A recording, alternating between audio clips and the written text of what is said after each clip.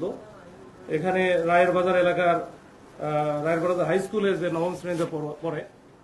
তো গতকাল রাত্রে আমরা সিসি ক্যামেরা ফুটেজের মাধ্যমে যেটা দেখেছি যে রাত 9:30 থেকে 9:30টার দিকে ওখানে একজন যুবক যায়, তার সাথে হয়তো আগের থেকে যোগাযোগ ছিল, তাকে ফোনে ডেকে নেয়। রাস্তার উপরে চলে আসার পরে দুইজনে কিন্তু একসাথে হাঁটতেছিল, কথা বলতেছিল। এই কথা বলার একটা পর্যায়ে তাদের মধ্যে কোনো মনোমালিন্য হওয়ার কারণে এই যুবকের হাতে আগে থেকেই তার হাতে একটা চাকু ছিল, এই চাকুটা দিয়ে উপর্যুপরি পিছনের দিকে আঘাত করে এবং ওই সময় কিন্তু অনেক লোকজনও আশেপাশে ছিল।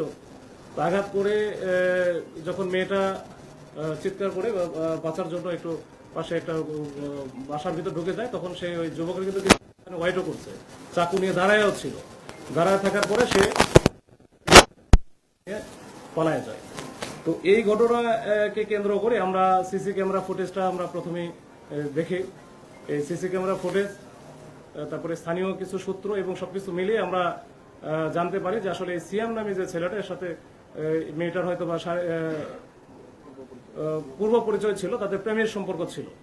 তো পূর্ব পরিচিত ধরেই মাঝখানে হয়তো তাদের মধ্যে মনোমালিন্য বা এই সম্পর্কে ফাটল ধরে।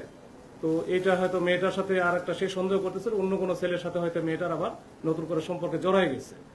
এইটার ভিত্তিতে সে কিন্তু আসার পরে সে এটা নিয়ে তার সাথে কথা বলতেছিল যে তুমি কেন আর একজনের সাথে আবার গেলা, এই সেই কিছু ছবিও সে দেখাচ্ছিল।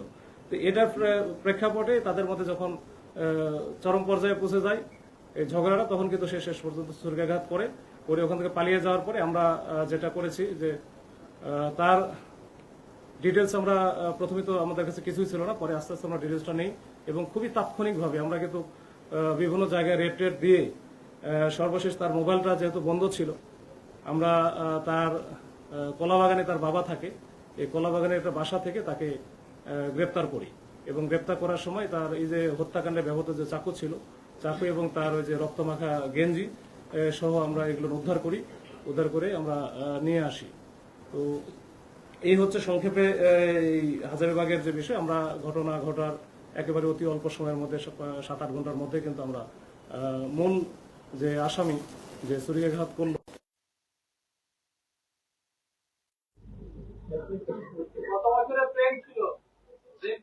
এটা তার সাথে যেটা কথা বলে জানা গেছে 4 বছরের মতো নাকি প্রেমের সম্পর্ক ছিল তাদের মধ্যে। এবং এই ছেলেটা একসময় ওই রায়ের বাজার এলাকায় ছিল, একই স্কুলে পড়তো।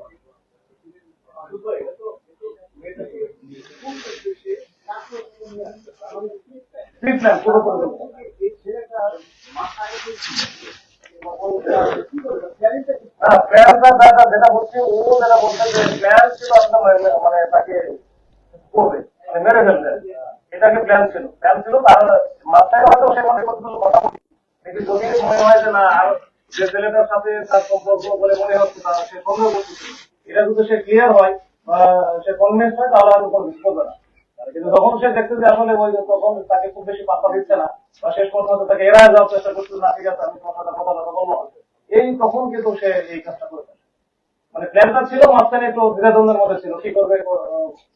ফাইনালি যখন কথা বলে পরে যখন সে মনে করছে যে আমাকে আর পাত্তা দিচ্ছে না বা আমার সাথে আর থাকবে না, তখন কিন্তু সেই ফাইনাল ডিসিশন।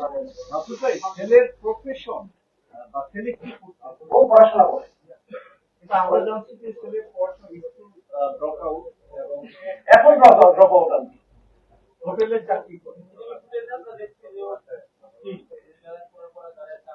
এগুলো হচ্ছে আমার মনে ও তো স্বীকার করে নাই, মনে হয় যে ওর হচ্ছে ওই যে কোন মাদকের সাথে জড়িত থাকতে পারে, যদিও সে স্বীকার করে নাই আর কি।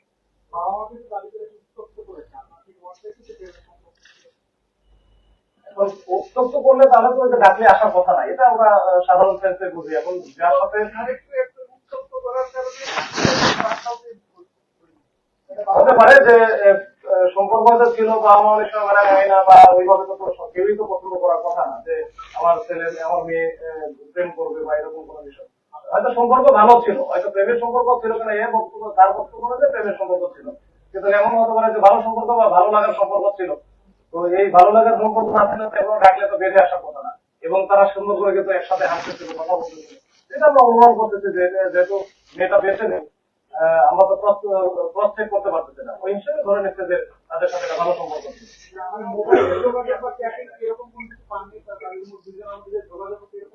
না, যোগাযোগ বলতে কালকে যোগাযোগ হয়েছে, কিন্তু এর আগে মানে অনিয়মিত ছিল, এটার প্রতি তো সন্দেহটা বেশি। এর আসলে নিজের টেলিফোন নাই, যেটা মায়ের মোবাইল দিয়ে আপনি এর আগে তো দুর্নীতি করতে এটা এখনো পর্যন্ত আমরা পাইনি বা ওইরকম কোনো কিছু আমার কাছে আসলে এটা তো ঘটনা গতকালকে, এবং যখন মারা যায় তখন তো ফ্যামিলির অবস্থা আসলে খুবই খারাপ থাকে এবং তাদের সাথে ডিটেলস কথা বলাও মুশকিল হয়ে যায়। তারপর আমরা এই যে আসামিকে ধরার পরে তার কাছ থেকে যে তথ্য এবং তার মাদের কাছ থেকে ফ্যামিলির কাছ থেকে যে তথ্য পেয়েছে, এই তথ্যের উপরে মূল কথা আমরা একটা ঘটনা করেছে, যেটাকে আমরা পুলিশ আমরা পেয়েছি, এই যে আসামি ছিল তাকে আমরা আইডেন্টিফাই করেছি এবং তাকে আমরা ধরেছি, তো একেবারে ওই যে অস্ত্রটা ছিল চাকু এবং তার যে রক্ত মাখা শার্ট বা গেঞ্জি, এটা সহ আমরা উদ্ধার করেছি। এইটাই হচ্ছে বিষয়, এর বাইরে আরো ডিপি হতে গেলে আরো আস্তে আস্তে কিছু বের হতে পারে। হ্যাঁ, বের সাথে করছি, ওটাই তো বললাম, সেগুলো যে আমার সাথে প্রেমের সম্পর্ক, এটা তো বললাম।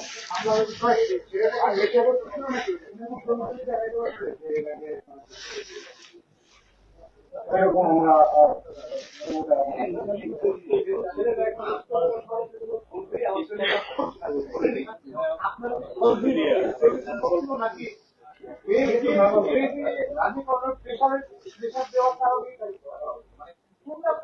না, এটা আমরা যখন ওর সাথে কথা বলেছি, ফ্যামিলির সাথে কথা বলেছি এবং সিসি ক্যামেরাটা দেখলে মোটামুটি বোঝা যায়, আমরা সিসি ক্যামেরাটাও দেখেছি যে একসাথে কিন্তু সম্পর্ক আছে। তার মানে তারা হচ্ছে একসাথে যেহেতু সহকারী ছিল এবং ভালো সম্পর্ক ছিল, প্রেমের সম্পর্ক কোন পর্যন্ত ছিল আমি জানি না, তবে এটা হচ্ছে মানে এর বক্তব্য না যে প্রেমের সম্পর্ক ছিল, কিন্তু আমরা ধরে নিচ্ছি যে তর্কের কাছে যে তাদের সাথে ভালো সম্পর্ক ছিল, না হলে এখানে এইভাবে হাঁটার কথা না, গল্প করার কথা, এইটুকু। তো এই হচ্ছে যে বিষয়। আর আমরা পরে